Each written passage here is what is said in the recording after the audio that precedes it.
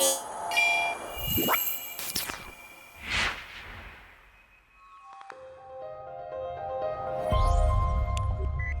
to build a digital dice you can roll with the push of a button? In today's video, I'll show you how to make a digital dice using an Arduino Uno and a 7-segment display. Hi and welcome to the Embedded First series on the official YouTube channel for Hub 360, your go-to source for embedded system projects, tips and tools in Nigeria, whether you're a student, a hobbyist, or just getting into electronics. If you find this video helpful, please give it a thumbs up. You can find the link to all the components and the code used in this video in the description box below. Today, we're building a digital dice. It's a fun beginner project that teaches you how to use a 7-segment display, push buttons, and random number generation in Arduino. The components you'll be needing are an Arduino Uno, a 7-segment display, in my case I'm using one with a common cathode, one push button, one 10 kilo ohm resistor for the button, 7 220 ohm resistors for the display, jumper wires, breadboard, a 9-volt battery, and its power jack connector. First, the hardware. Starting with the 7-segment display, which can be of two types, a common cathode or a common anode, meaning all the LEDs within the display either share a cathode or the same anode. Let's begin by placing the 7-segment display on the breadboard. Then connect a 220 ohm resistor to each pin, omitting the common cathode pins as well as the decimal point as it's not needed.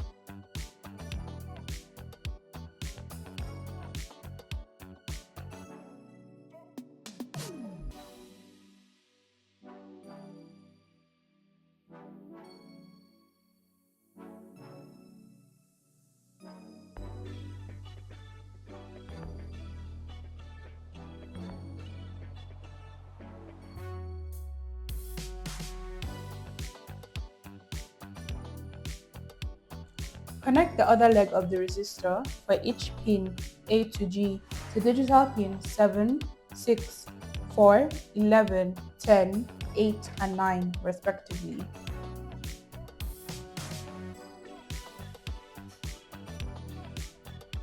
Pin A to 7, pin B to 6, pin C to 4, pin D to 11,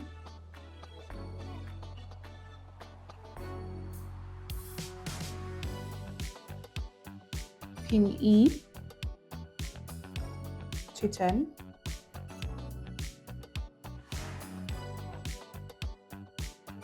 pin F to 8, and pin G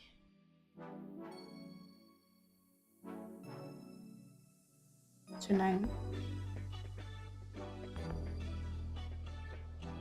And connect the common cathode to the ground rail on the breadboard.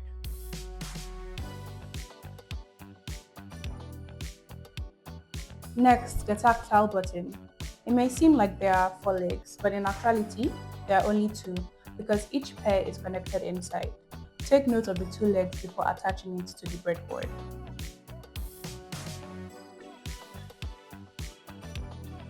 Connect a 10 kilo ohm resistor to one of the button's legs and connect the other end of the resistor to the ground rail. This is referred to as a pull-down resistor. This is necessary so that the device being activated by the button is in a low state until it is pressed. Without the resistor, the button's input will float between high and low values. Then connect the button leg that is connected to the ground rail to pin 13 and connect the other leg of the button to 5.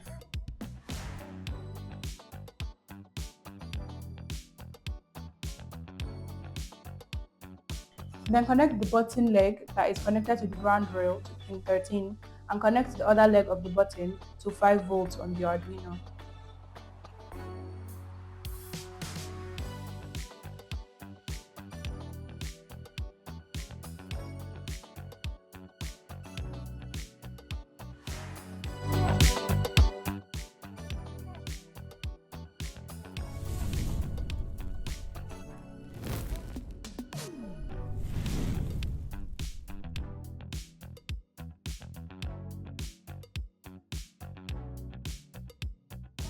Now let's walk through the Arduino code.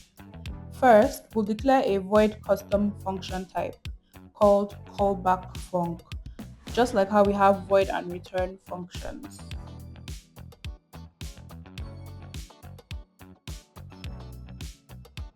This is the function type for the callback function I'll be using in today's program. A callback function is simply a function passed as an argument to another function, which then calls it at a later time. I'm using one because including that block of code directly was affecting my entire program. Next, we declare our button pin and the 7 segment display pins, as well as the current, previous, and the bound state of the button, which are all initially set at low.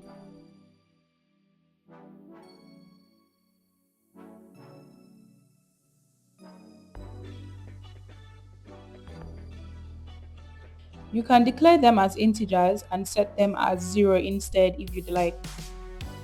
Since the segment display has multiple digital pins, they are grouped together in an array, and the debound state is simply the current state of the button when bouncing has been avoided.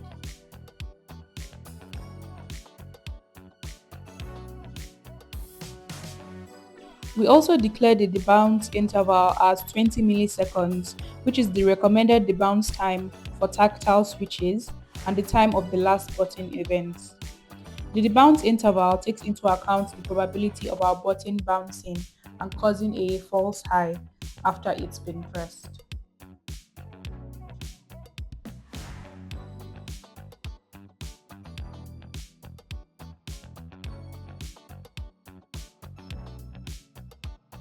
Next, we define the LED patterns for the numbers 0 through 6.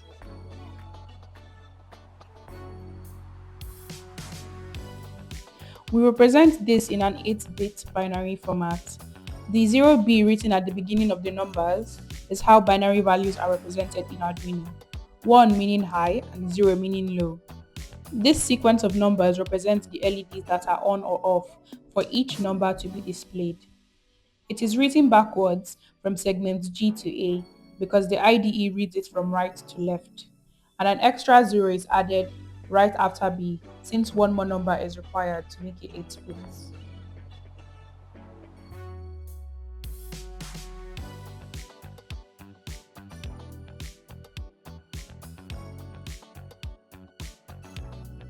The display function. Next, we create a customized function display which takes in the number to be displayed as an argument.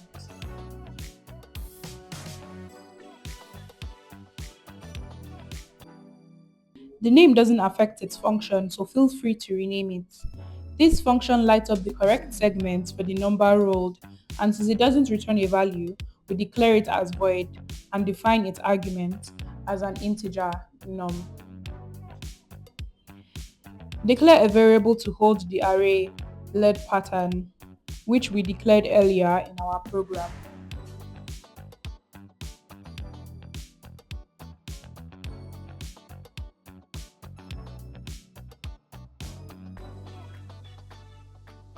The index of the array to be accessed is the argument num that the display function is taking in.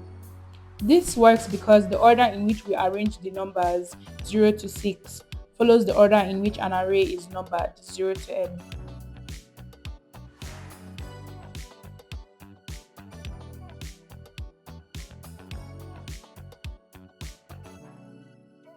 Next, use a for loop to iterate through all 7 pins to set each pin to high or low depending on the number to be displayed using the digital write function.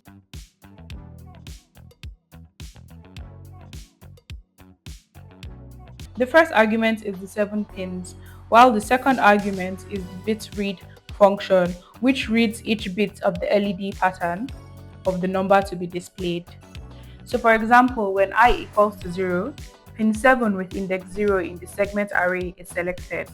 If the number to be displayed is 2, its LED pattern is selected by the bit read function, and it reads the bits at index 0 of that pattern.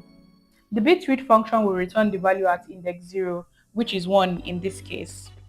This sets the pin 7 to high. This is then repeated by the loop for all the segment pins.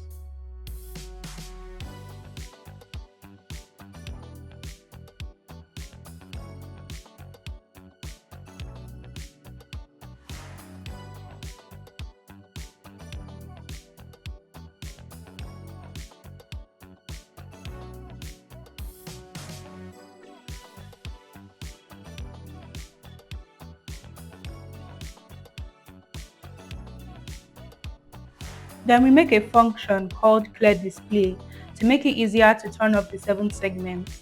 It will carry the for loop that turns all the 7 segment pins off.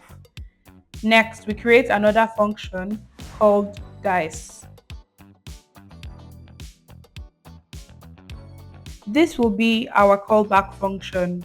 Within it, we'll declare a variable dice value that carries the random function to give us random values between 1 and 6 for our display.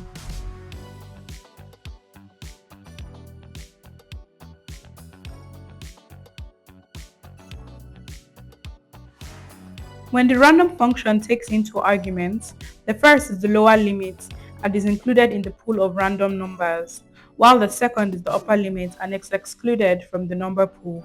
We then call on the display function and use the variable dice value as the argument.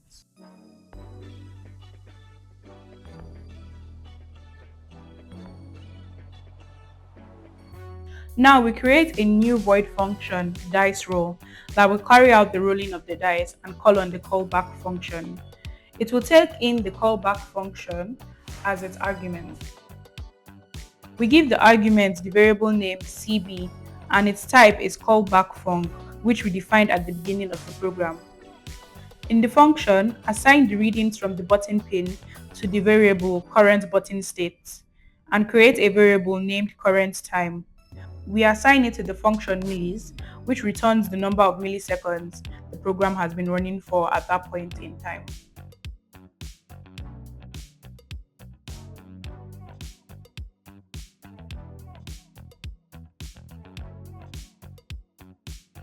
Next, we use an if statement to check if the button state has changed. If the current button state is not equal to the last button state, meaning the button has been pressed and released, the last logged value for the current time becomes the time of the last button event.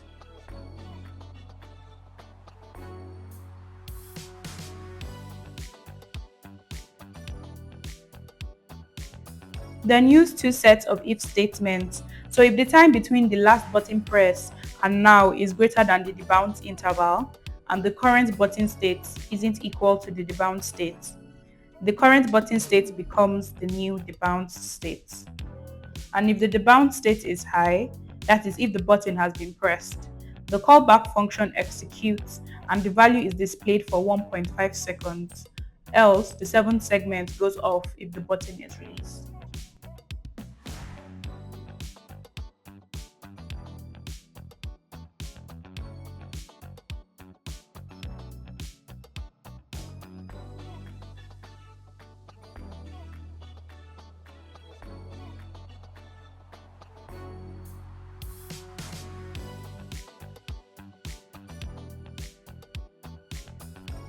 Note that in programming, equals to is represented by two equal to symbols, as a singular one is normally used to assign variables instead.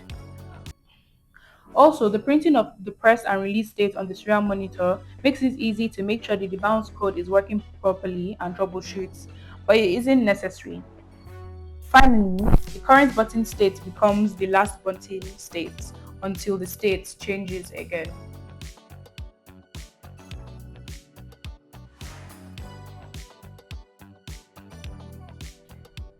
In the setup function, we initialize the button pin, setting it to input, and the 7 segment display pins to output using the pin mode function. To initialize all the pins for the display, we use a for loop to iterate through all 7 pins of index 0 to 6. Then we clear the display and use the random seed function to make the random values we get more random by reading values from any of the Arduino's analog pins.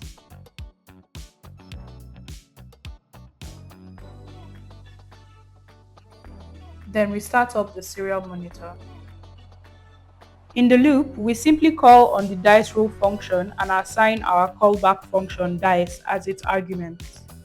And we're done. Now let's upload the code and test it.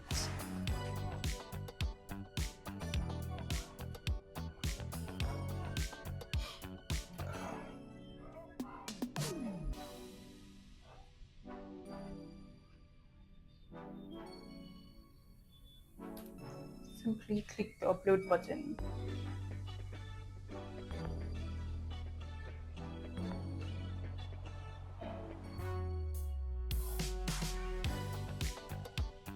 Now when you press the button, you should see your digital dice roll a random number from 1 and 6.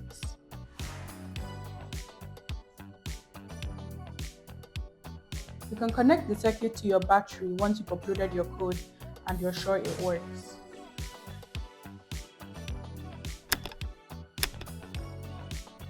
You should see it roll a random number every time you press.